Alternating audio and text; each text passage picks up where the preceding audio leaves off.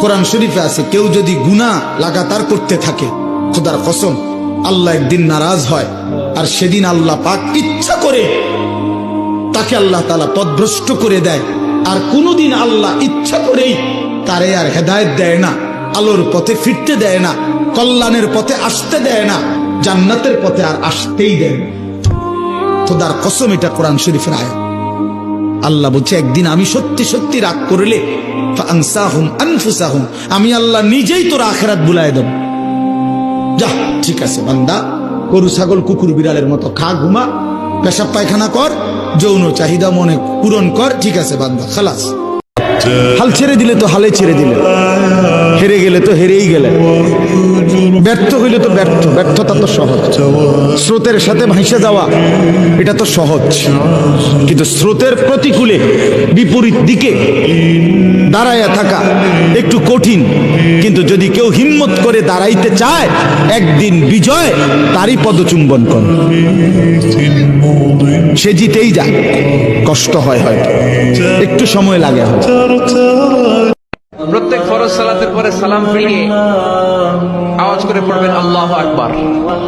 3 বার পড়বেন আস্তাগফিরুল্লাহ, আস্তাগফিরুল্লাহ, আস্তাগফিরুল্লাহ, সুবহানাল্লাহ 33 বার, আলহামদুলিল্লাহ 33 বার, আল্লাহু আকবার 34 বার, অথবা শেষে 3টা 33 বার পড়ে মিলাবেন লা ইলাহা ইল্লাল্লাহু ওয়াহদাহু লা শারীকা লাহুল মুলকু ওয়া লাহুল হামদু ওয়া হুয়া আলা কুল্লি শাইইন কাদির।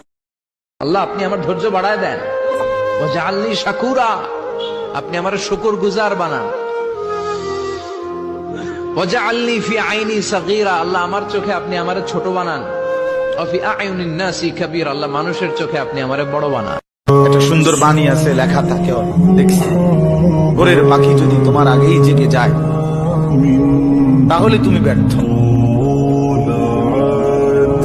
ভোরের পাখি যদি তোমার আগেই উঠে যায় তুমি ব্যর্থ।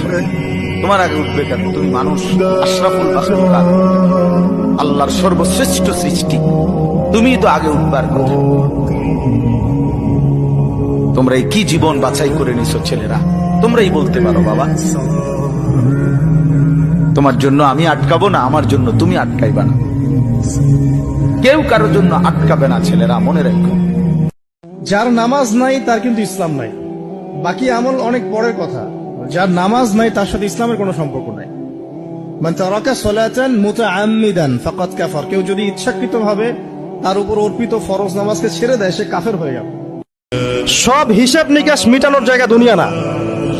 আল্লাহ পাক কিয়ামতের দিন বলে একটা দিন তো রেখেছেন। কে কতটুকু ভালো করলো, কতটুকু মন্দ করলো, কে অন্যায় করেছে, কে ঠিক করেছে, এটা হিসাব আল্লাহ করবেন। সব হিসাব এখানে হবে না, এজন্য মুসলিমরা হতাশ হয়ে যায়। এই দুনিয়াটা শুধু পরীক্ষা ক্ষেত্র।